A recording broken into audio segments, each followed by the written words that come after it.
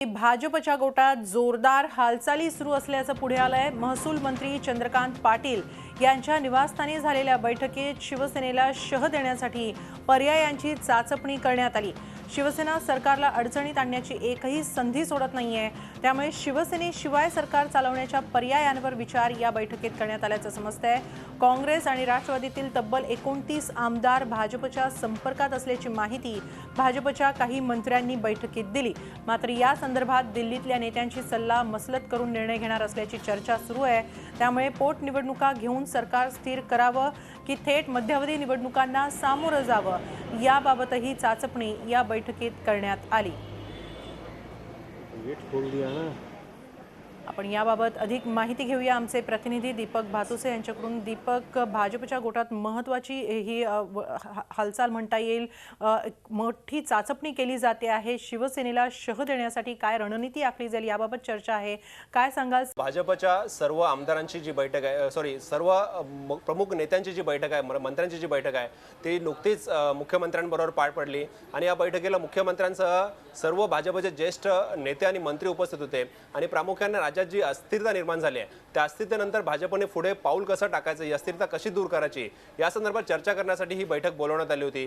आणि शिवसेनेकडनं ज्या पद्धतीने या अधिवेशन सुरू झाल्यापासून विरोधाची भूमिका घेतली जाते, सरकार विरोधात वारंवार सरकारच्या विरोधात सेनेचे आमदार किंवा मंत्री भूमिका घेत आहेत, त्यामुळे कुठेतरी आता भाजपला या सगळ्या अस्थिरतेतून मार्ग काढण्यासाठी पावलं उचलण्याची गरज वाटू लागली आणि त्यामुळेच या बैठकीत या संदर्भात चर्चा झाली। आणि शिवसेनेचं सहकार्य मिळत नसल्यामुळे, सत्तेत सहभागी असूनही शिवसेना विरोधाची भूमिका घेत असल्यामुळे आता यापुढे पर्यायांचा विचार भाजपने सुरू केला आहे आणि त्यातला पहिला पर्याय जो भाजप समोर आहे आणि त्या पर्यायाची या बैठकीत चर्चा झाली आणि तो पर्याय म्हणजे विरोधी पक्षाचे आमदार फोडणे।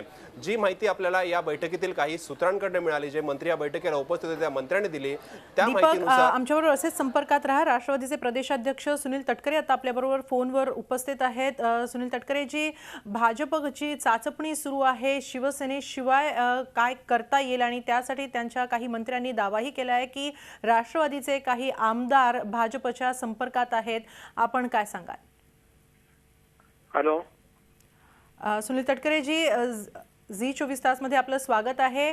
भाजपच्या आता सध्या बैठका सुरू आहेत आणि या बैठकांमध्ये चाचपणी केली जाते शिवसेनेशिवाय सरकार चालवण्यासाठी आणि त्यासाठी एक दावा, एक पर्याय त्यांनी त्यांच्याकडून समजतोय, तो म्हणजे राष्ट्रवादीचे काही आमदार भाजपच्या संपर्कात असल्याची माहिती काही जणांकडून देण्यात आली, आपण काय सांगाल? एक आहे की राष्ट्रवादी काँग्रेसचे आता मी पाहतोय की 29 आमदार फोडण्याची नीती, बरं झालं त्यांनी सांगितलं 83चे आमदार फुटत नाहीत म्हणून। एक असं आहे की आज आम्ही ठामपणाने निर्णय घेतलेला आहे की कुठल्याही परिस्थितीमध्ये कर्जमाफीच्या संदर्भामध्ये सरकार निर्णय करत असल्यामुळे आम्ही आता एक संबंध महाराष्ट्रामध्ये संघर्ष यात्रा सुरू करणार आहोत। अशा वेळेला मग कुठे ना कुठेतरी अस्थिरता आहे किंवा अशा पद्धतीने काँग्रेस, राष्ट्रवादी काँग्रेस पक्षाचे काहीतरी आमदार फुटणार आहेत, अशा पैकीच्या बातम्या करून फारसं काय त्याच्यामध्ये निष्पन्न होत नसतं। राष्ट्रवादी काँग्रेस पक्षाचे सर्व आमदार पवार साहेबांशी आणि राष्ट्रवादी काँग्रेस पक्षाचे एकनिष्ठ आहेत, कुठेही तशा पैकीचं असण्याचं काय कारण नाही आहे। परंतु स्वतःच अस्थिर झाल्याच्या नंतर मग इतरांच्या संदर्भामध्ये केवळ अशा पैकीच्या अफवा पसरवून अर्थसंकल्पीय अधिवेशन कशा पद्धतीने काढता येईल याचा हा प्रयत्न घेईलपणा आहे। नाही, तटकरे साहेब, प्रामुख्याने आपण सध्या राजकीय परिस्थिती बघितली तर सर्व निवडणुकांमध्ये, लोकसभेपासून आतापर्यंतच्या जिल्हा परिषदेच्या निवडणुका झाल्या, प्रत्येक निवडणुकीमध्ये काँग्रेस आणि राष्ट्रवादी काँग्रेसचा पराभव झालेला आपल्याला पाहायला मिळतोय आणि या पराभवाच्या मानसिकतेतनं अनेक नेते दोन्ही पक्षातले खचलेले आपल्याला पाहायला मिळतात। काँग्रेसमध्ये तर बेबंदशाही माजली की काय असं साधारणतः चित्र आहे, एकमेकांवर टीका केली जाते नेत्यांकडनं। राष्ट्रवादीमध्ये सुद्धा नाराजी आपण बघितली, बीडमध्ये उफाळून आली, सोलापुरात तुमच्या नेत्यांनी भाजपला सहकार्य केलं। या सगळ्या पार्श्वभूमीवर आमदार फुटणार नाहीत, कारण प्रत्येकाला आता पुढच्या राजकीय भवितव्याची चिंता आहे की जर काँग्रेस, राष्ट्रवादी काँग्रेसमध्ये ही जर अवस्था असेल आणि प्रत्येक विजय जर भाजप खेचून नेत असेल तर आपल्या राजकीय भवितव्याचं काय? या भवितव्यातूनच काही आमदार अशा पद्धतीने भाजपच्या गळाला लागू शकतील आणि तशी चाचपणी आणि संपर्क सुद्धा भाजपने सुरू केल्याची माहिती आमच्याकडे आहे।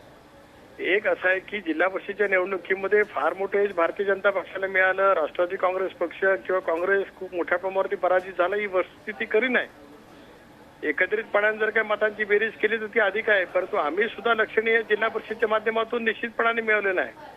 आणि आता झालेल्या निवडणुकींच्या मध्ये नाही म्हटलं तरी 2-2.5 वर्षापूर्वी राज्यामध्ये जे काही समीकरण निर्माण झालं त्याचा प्रभाव होताच, पण याचा अर्थ असा नाही की एकंदरीत पूर्णपणाचा काहीतरी पाठिंबा त्यांना काय मिळणार आहे आणि त्याच्यामुळे कामगारांच्या आमदारांच्या मनामध्ये काहीतरी अस्वस्थता आहे. बिलकुल असल्याचं काही कारण नाही. अनेक जिल्हा परिषदेमध्ये आम्ही यश निश्चितपणाने मिळवलं. मराठवाड्यामध्ये यश मिळवलं, कोकणामध्ये यश मिळवलं, पश्चिम महाराष्ट्रामध्ये सुद्धा बालेकिल्ले राखण्यामध्ये आम्ही निश्चितपणाने यशस्वी झालो. त्यामुळे मला तरी त्याच्याबद्दल बिलकुल कुठलं तथ्य असं काय वाटत नाही. शेवटी असं आहे की आज ज्या वेळेला आमची एकत्रितपणाने सर्व विरोधी पक्षाची बैठक झाली, हॅलो, हा बोला. त्यावेळेला आम्ही संघर्ष यात्रा जी काही सुरू करण्याचं ठरवलेलं आहे, शेतकऱ्यांच्या कर्जमाफीच्या बाबतीमध्ये संबंध महाराष्ट्रामध्ये ज्या वेळेला आम्ही लोकांच्या बस जाणार आहोत, आम्ही सर्व विधानसभेचे सर्व आमदार, परिषदेचे सुद्धा काय आमदार, सर्व नेते त्या ठिकाणी जाणार, सर्व पक्षाचे, काँग्रेस, राष्ट्रवादी काँग्रेस पक्ष, शेतकरी कामगार पक्ष असेल, समाजवादी पक्ष असेल, एमआयएम असेल, खवाडे साहेबांचा पक्ष असेल, हे सर्वजणच आम्ही त्या ठिकाणी एकत्रितपणाने जाणार आहोत.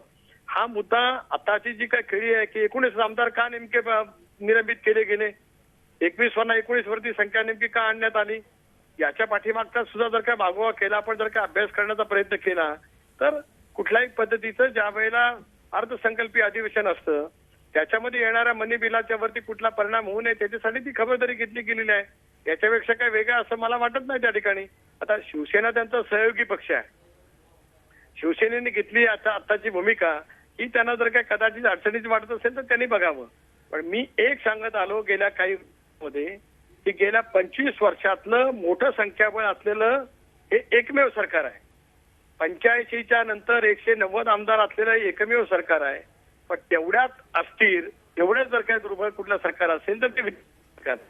190 संख्याबळाच्या सरकारला जी चाचपणी करावी लागते, अशाविषयी विचार मांडावे लागतात, अशाविषयी चर्चा करावी लागते. याचा अर्थ सरकारमधल्या अस्वस्थतेचं एक तऱ्हेचं प्रतिबिंब या चर्चेच्या माध्यमातून पाहायला मिळत आहे.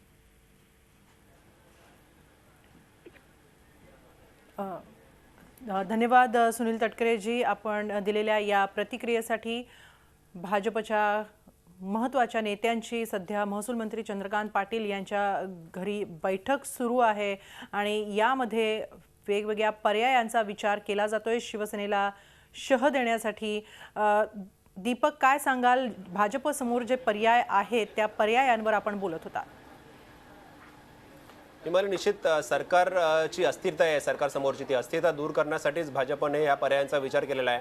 आणि सगळ्यात पर्याय जो समोर या बैठकीत चर्चेला आला तो म्हणजे विरोधी पक्षाचे आमदार फोडायचे. सध्या भाजपच्या या बैठकीत उपस्थित असलेल्या एका मंत्र्याने जो दावा केलेला आहे त्या दाव्यानुसार 15 आमदार जे आहेत ते काँग्रेसचे फुटण्याच्या तयारीत आणि 14 राष्ट्रवादी काँग्रेसचे. या आमदारांपैकी म्हणजे एकूण 25 आमदार दोन्ही पक्षांचे फुटत आहेत. या 25 आमदारांपैकी काही आमदारांनी स्वतःहून भाजपशी संपर्क केलेला आहे तर काही आमदारांच्या स्वतः भाजप संपर्कात आहे. त्यांना वेगवेगळी लालूच दाखवलं जात आहे, वेगवेगळे प्रलोभन दाखवले जात आहेत आणि त्यांनी भाजपमध्ये यावं याच्यासाठी प्रयत्न केला जातोय. कारण ही अस्थिरता जी आहे ती कायमची भाजपला दूर करायची. कारण शिवसेना जरी सत्तेत असला तरी शिवसेना उद्या काय भूमिका घेईल हे भाजपलाही माहीत नसतं. जसं आपण आजच बघितलं, अर्थसंकल्पावर चर्चा संपल्यानंतर अचानक शिवसेनेचे आमदार उठले आणि ते सरकार विरोधात बोलायला लागले आणि सरकार आमचा आवाज दाबतंय अशा पद्धतीचा आरोप जो आहे तो शिवसेनेच्या आमदारांनी केला. त्यामुळे कुठल्या क्षणाला शिवसेना विरोधाची भूमिका घेईल हे सांगता येत नाहीये आणि त्यामुळेच भाजपने आता पर्याय चाचपणी सुरू केलेली आहे. पहिला पर्याय जो होतो आमदार फोडण्याचा आणि याचबरोबर या बैठकीत काही मंत्र्यांचं म्हणणं पडलं की आमदार फोडण्यापेक्षा आपण थेट मध्यावधी निवडणुकीला सामोरं जाऊया.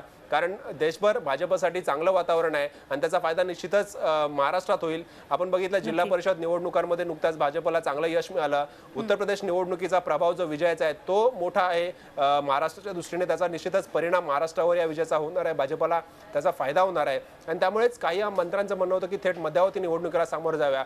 परंतु त्या संदर्भात पुढे विशेष चर्चा झाली नाही. आता पहिला जो प्रयत्न होणार आहे भाजपकडनं तो विरोधी पक्षाचे 25 आमदार फोडण्याचा आणि निश्चितच येत्या काळात कदाचित जर यात भाजप यशस्वी झाला तर हा मोठा राजकीय भूकंप ठरू शकेल महाराष्ट्रातल्या राजकारणाचा. नक्की. खूप खूप धन्यवाद दीपक, आपण दिलेल्या या सविस्तर माहितीसाठी. झी 24 तास रहा एक पाऊल पुढे.